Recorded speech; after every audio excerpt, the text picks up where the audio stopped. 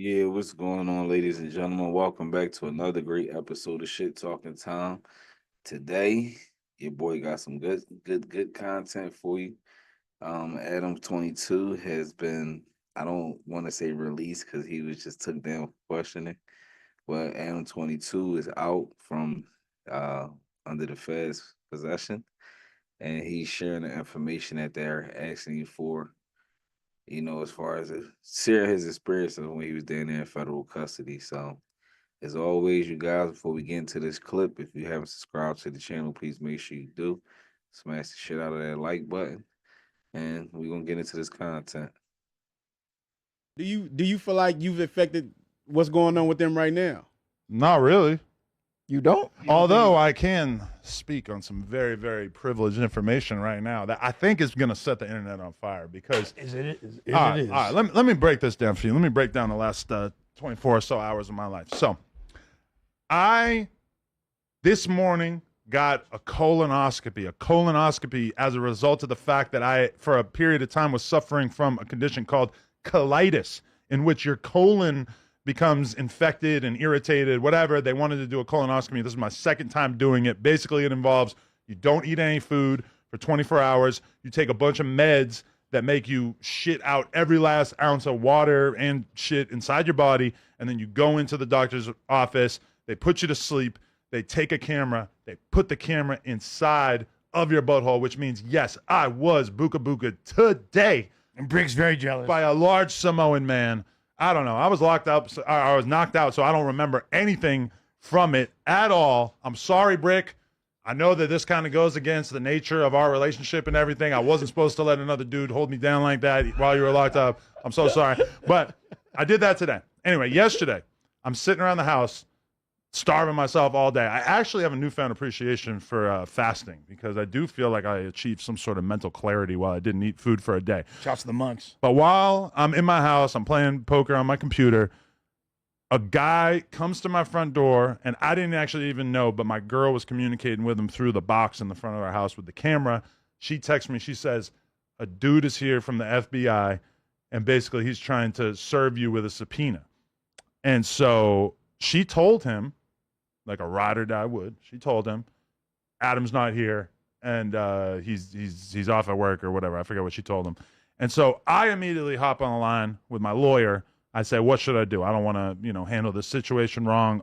Over and over and over, I've sat down with rappers or whoever who tell me about situations in which they divulge too much information to the police or whoever, and it ended up coming back to bite them. Especially, something that comes to mind is like Hurricane Chris, who caught a body that was blatantly self-defense. Soon as the cops come, he airs out his whole situation and ends up coming back to haunt him because the state ends up trying him. So if he had not made all those statements to the cops right after he had killed this dude, then it for sure would have been a way easier case for him to beat. Now, that being said, I'm not really that worried because I know that I myself haven't been involved in any criminality, but I figured I would have my lawyer take care of it. So my lawyer reaches out to the guy who came to my door. She assures me that she's going to be able to ask the FBI agent a handful of questions, and from that information be able to ascertain, is Adam in trouble? Is Adam going to be, forced to hand over a crazy amount of information? Because that was kind of lingering around in my head as like, God, this is going to be a huge pain in the ass if they want to confiscate all the computers and everything in here.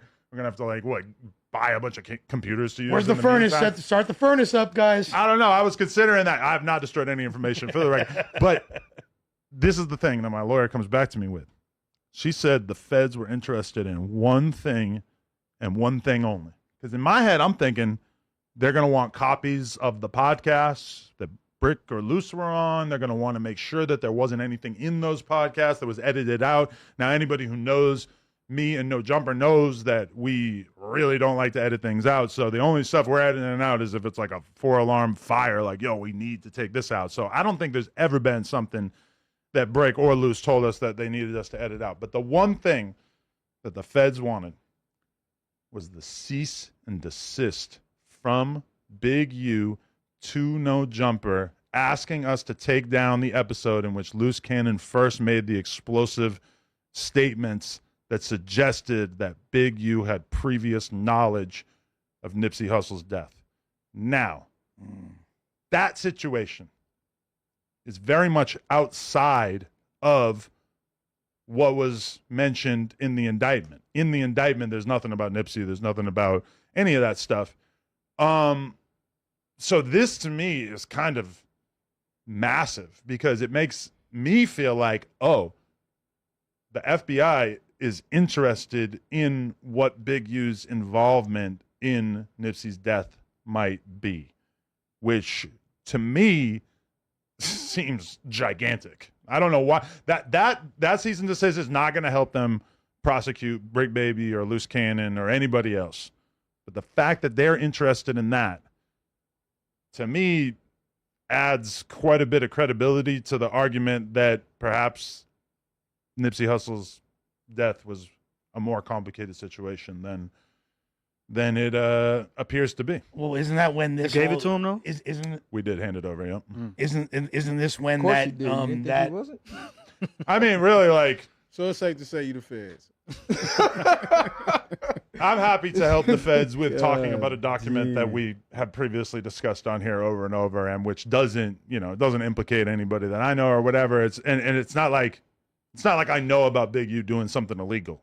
Big U did something perfectly legal by sending over a document to us asking us to remove a piece of content. Now, for the record, it doesn't mean that this means that there's a full scale investigation into Big U's involvement So in you this don't situation. you don't feel like you played no part in them getting booked at all?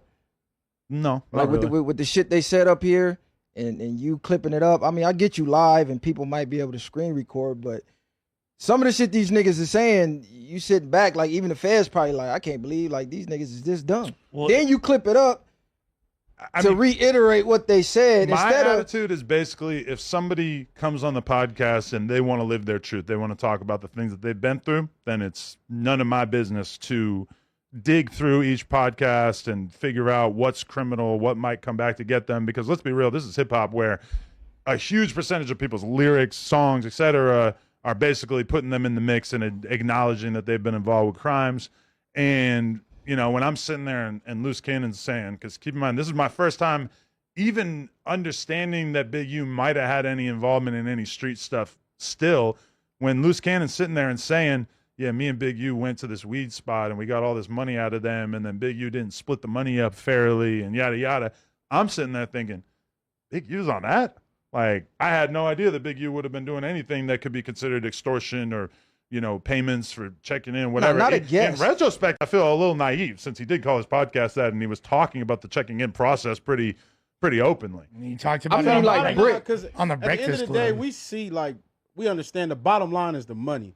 So at the end of the day, like you just said, if they come on here and you ask them certain questions and they're dumb enough to speak on that, yeah, it's partly their fault, but you don't think the questions you ask are strategically bringing certain things about of them? Well, it's not like I could have even asked about that since I didn't know anything about that. They just started talking about Well, it. like who are y'all talking about? No, look. See, me, I'm talking about BRICC. Now, as far as guests that come on and willingly tell on themselves, that's 100% on them. Okay, I don't blame platforms for dumbasses coming on the internet where you know the police are watching every platform everywhere and telling on crimes they committed. They're idiots. Understandable, but did you read BRICC's indictment? I'm not reading through none of that shit. But Okay. basically what I'm saying is, regardless of if anything he said on this show was in the indictment or not, some of the shit he said, if that's my boy, like if my brother was to say some shit like that, hey bro, you gotta stop talking about shit like that. Or I'm not even putting it up. Like, nigga, you just said some federal shit. I'm gonna edit that shit out before we put the clip out. I'm not just gonna be like, oh, fuck it, it is what it is. He dumb enough to do it if this is my boy. See, there's a difference between I'm calling this my homie, my friend, like Adam calls BRICC, or some idiot that just comes up here and wants to go viral. Yeah, I caught 11 hats. Okay, you stupid as fuck.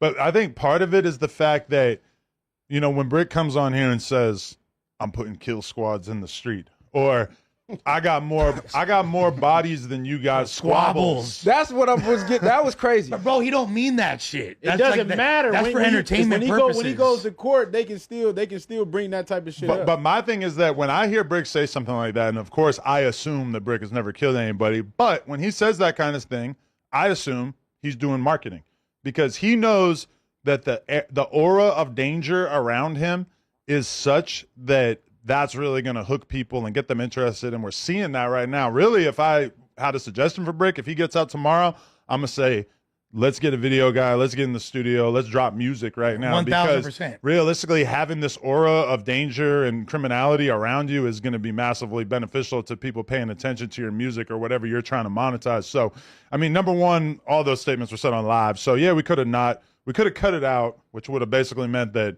everybody besides us was able to monetize it. Or we could have, Is that more important? So it's content over everything. I mean, it's going to happen either way. So, but the thing is, if you read BRICC's indictment, you'll see, and I'm not telling you to because I know you don't want. He's not being accused of anything like that. That's what what I was trying to get to. So literally, like, he had an AK case from 2023. It's got nothing to do with anything he said on a podcast.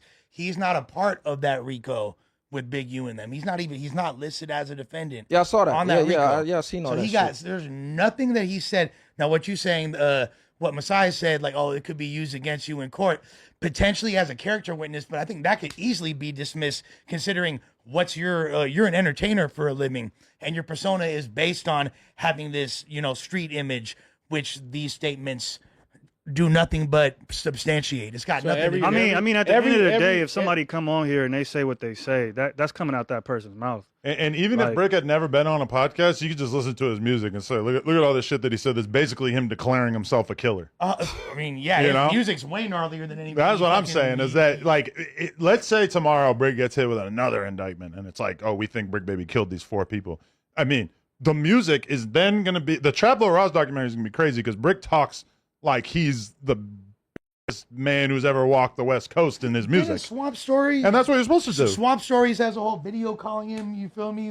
Oh yeah, right. You feel me? The Crip serial killer, whatever they call him. And I mean, people want to blame you, which I think again, you asking certain questions could be looked at as fetish. But at the end of the day, these people are coming up here to give these stories, to give this behind the scenes information because they want to go viral. They want the clout.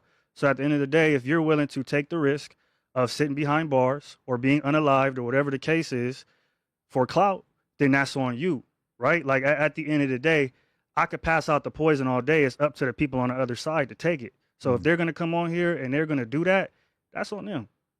Yeah. I mean, yeah, that's how I feel about it. Even though I feel like you do put people in positions where they could say things that might be incriminating, or you make them feel comfortable enough where you guys start talking about certain things that they shouldn't be talking on camera. But at the end of the day, they gotta know that for themselves. Yeah, what's good? Back again. Well, y'all guys got a chance to listen to the content, and I'm gonna tell you what I took from it. For one thing, I would tell y'all, like I've been saying from the beginning, that man is not taking no bumps and no bruises for them cats. All I hear is him and Wack is safe. The reason why I kept telling people I was a little skeptical about Adam as going down there is because BRICC Baby is an actual employee of No Jumper. Even with the initial video with him saying something about the stuff was recorded at No Jumper. So some of the times I just want people to watch things like this and see how the difference of things work with the difference of shades. But we all know if this was a drink champs or something like this, they would have pulled the plug on it. Assets would have been, locked up, all types of shit. But we gonna get back to that in another episode. But it seems to me, like I said, they only really want him to. They sent a cease and desist for the video where BRICC Baby was insinuating that Big U had something to do with Nipsey Hustle being murdered. Another thing that a lot of people probably forgot about the whole Nipsey Hustle thing. I mean, Nipsey Hustle is a part of an estate. And I don't know if you guys remember, just like Tupac and Biggie and things like that, where they family estate kept finances going into getting questions on what happened. Now, most people probably thought there was a clear-cut case, Eric Holder killed Nipsey, so on and so forth, whatever the case may be. The internet trolls kind of, shadowed out so many different narratives where people didn't actually know why Eric Holder shot him. Some people say Nip called him a rag, but he wasn't a rag. Some people say he was mentally, going through mental shit. I don't know. But evidently for the feds to want that information or to bring it up, they must feel that something other than what we know happened to Nipsey Hustle or whatever the events that led up to it. So I'm guessing that's why. And I'm guessing that if they're asking for it, they possibly might think that Big U or someone on that indictment had some involvement with it. So don't be surprised if y'all hear some more information dealing around it, like Nipsey case is back reopened, even though Eric Holder is arrested and in jail. They are reopening for the details to make sure that Eric Holder isn't the only one that's supposed to be behind bars. And if so, the other person can get put there too, if they initiated it or had anything to do with it or even instigated it. But I hope this information fell valuable to you guys. I mean, I know a lot of people was touching in on this Big U thing. I mean, I knew that Adam22 was gonna get picked up because so many things happen at that platform. That's your place of business.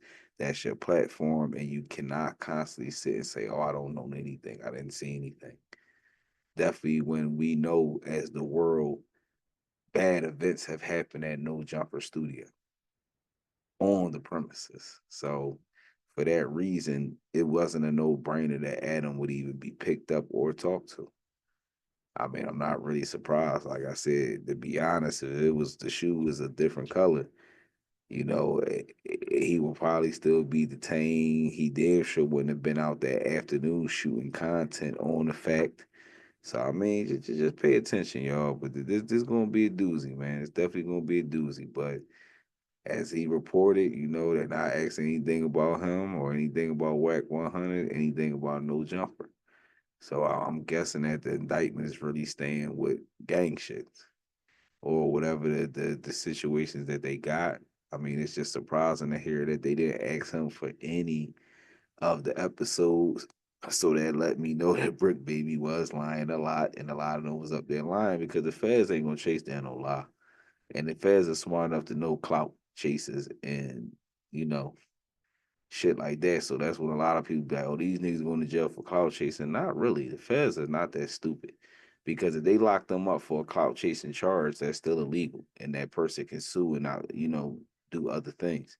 So no, the feds are not the DA of a city. A DA of a city will arrest you on clout chasing, not the feds. They actually do their homework and they spend a shit ton of money before they come and pick you up. That's why it takes time for them to come and get you because they need to get everything crossed before they pick you up. So if the feds are inquiring about something, it holds some type of substance. I'm gonna just tell you all that.